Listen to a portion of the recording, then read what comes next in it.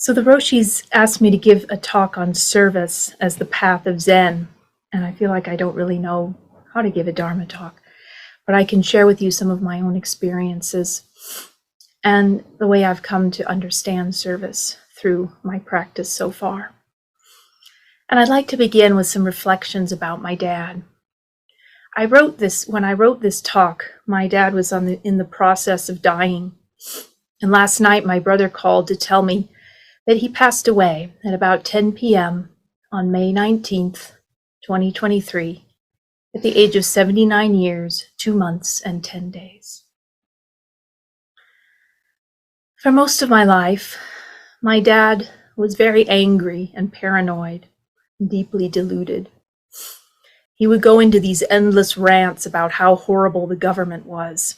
You couldn't get a word in edgewise, and anyone who listened to him would just have to sit there silently while he ranted. It made me feel horribly drained and like I couldn't escape. I longed for him to be more involved with me and to care about my education and the things I was interested in. But even though our family of 5 lived in a one-room cabin in the woods of Washington State, and later in a slightly larger farmhouse, and we didn't go anywhere, my dad still managed to isolate himself from his family. Later, when my 2 brothers and I were grown up and my mom and dad were divorced, Dad lived alone without friends in a dingy, stinky trailer, rarely bathing or changing his clothes for many years. Throughout my teens and 20s, I had a great deal of anger towards my dad and didn't want to have anything to do with him. Gradually, he became less angry over the years, and gradually I came to the decision, as part of my Zen practice, that it was more important for me to forgive him than to carry around my anger. Throughout my 30s, I worked through many layers of anger, resentment, and disappointment towards my dad. He and I both put a lot of effort into building a harmonious relationship. Now I'm 40 and he's gone, but I can honestly say that we became close friends before the end. We had a number of really wonderful conversations over the past couple years, and he had come to a place of peace and contentment, finding a lot of joy and wonder in the nature of existence. My dad always had a Zen-like philosophy towards life, which only increased as he got older and he gradually found his peace with the world. He talked to me in the hospital when we first learned that he was dying. He was very much at peace with the whole process. He talked about how we all go through the stages of our lives, from birth through adolescence, adulthood, and old age. Eventually, each of us fades away like the autumn leaves, and after a while, no one remembers that we were even here. He said that he is fading away now, and eventually I'll get old and fade away, and before you know it, life is gone. It's very short, really. The way I have come to see things is that all things are interconnected and dependent on one another, constantly changing in an endless dance of rising into being and fading away again. It is the cosmic dance of the universe. We can call it source, emptiness, Buddha nature, the absolute, or God. All the forms that we see around us may seem to be solid, but in fact they are all constantly changing. This includes our bodies, the walls of this room, the carpet, our clothing, the couches we're sitting on, our cars, the trees outside, and all other phenomena in existence. When we get attached to the things of the world and expect them to be permanent, we lose sight of the fluctuating nature of reality.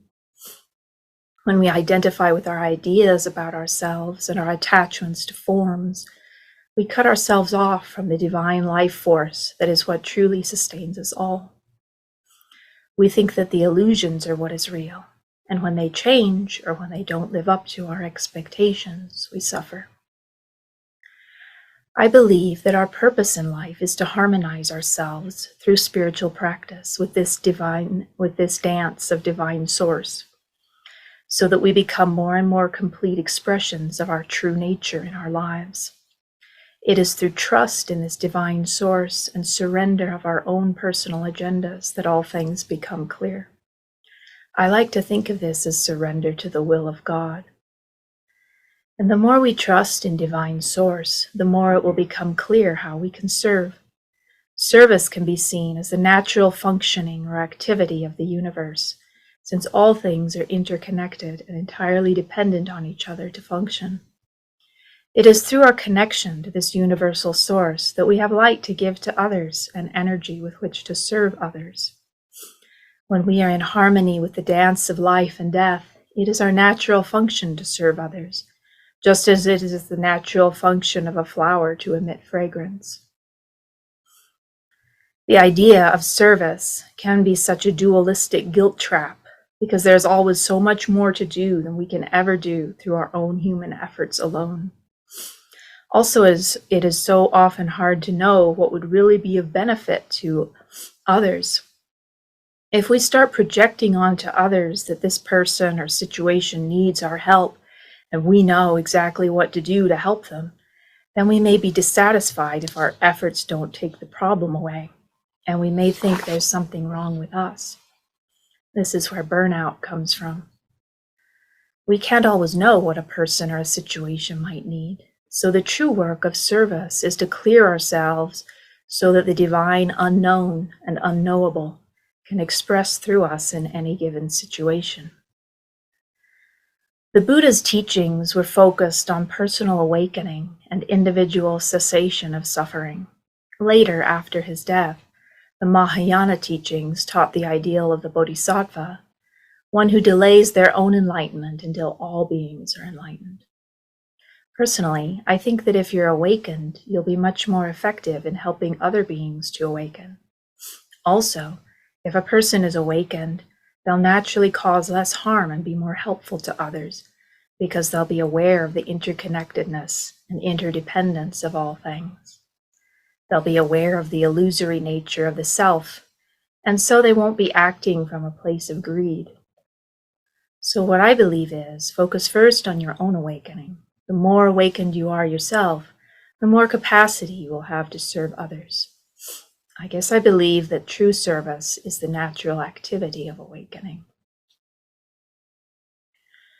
Throughout my life, I've been trying to find some form of service that I can do to give back to the world.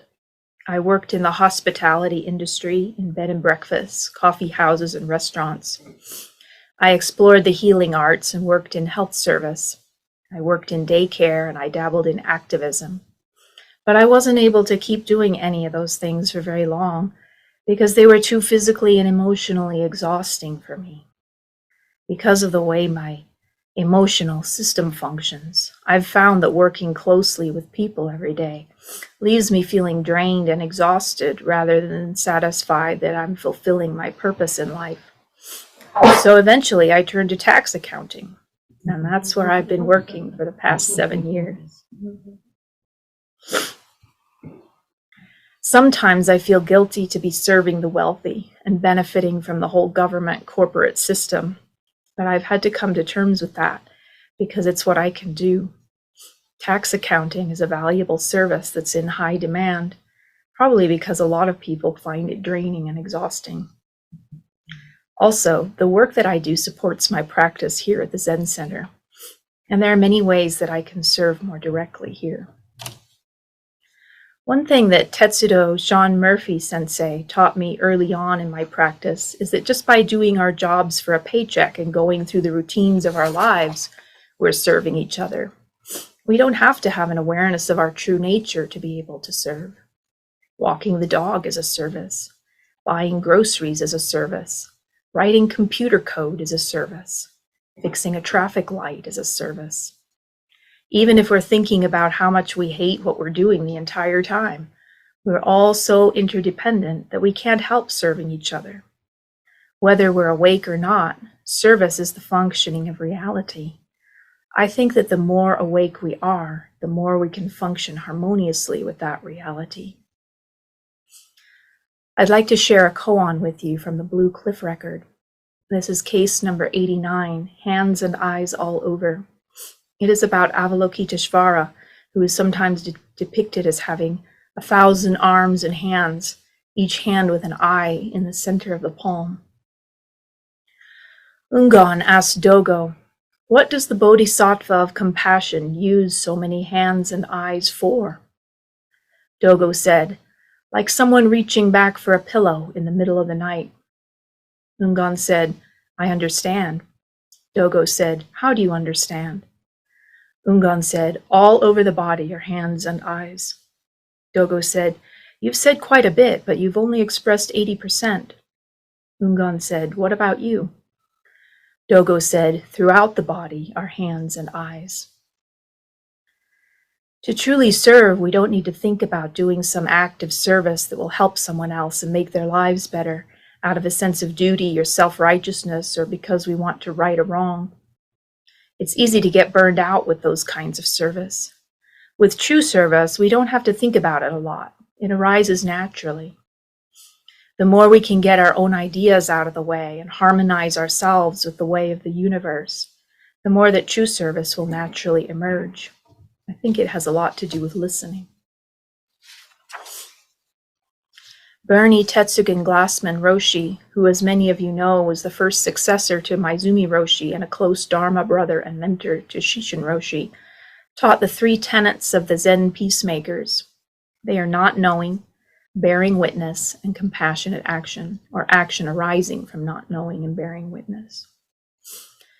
When we enter into the space of not knowing and just be fully present with a situation, it will become clear how we can serve.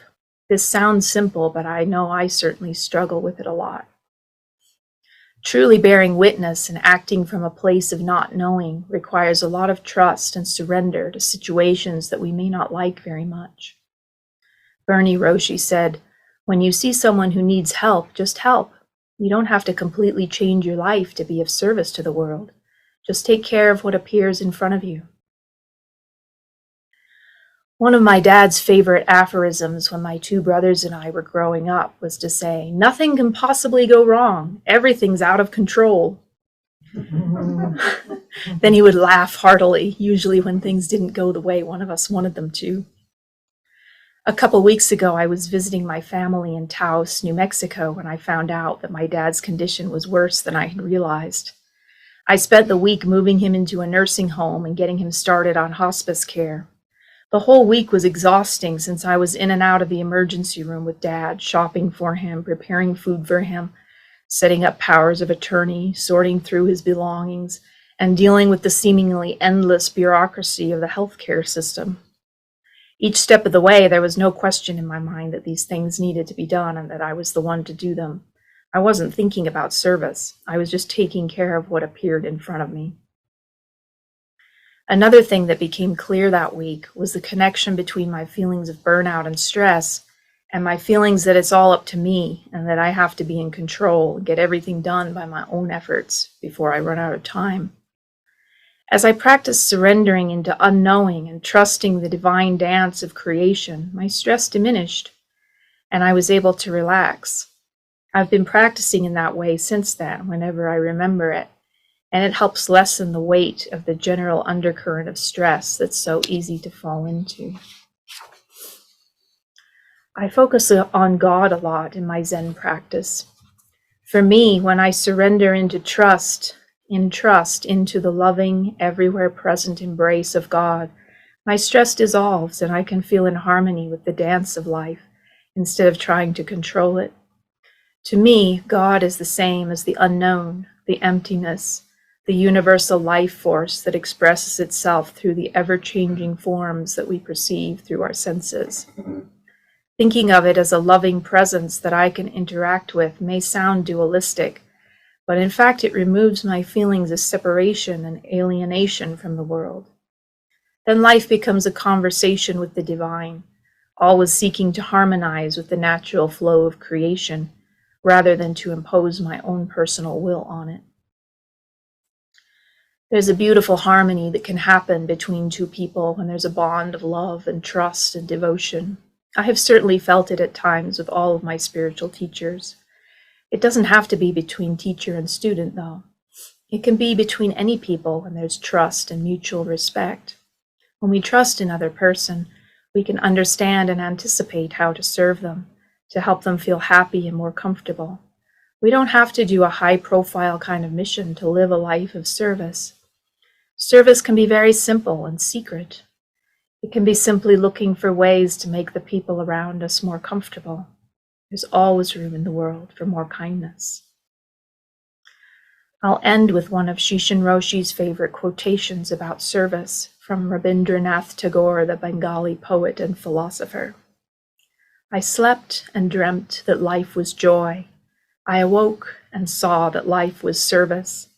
I acted, and behold, service was joy. Thank you for listening. And thank you for the opportunity for me to commemorate my father.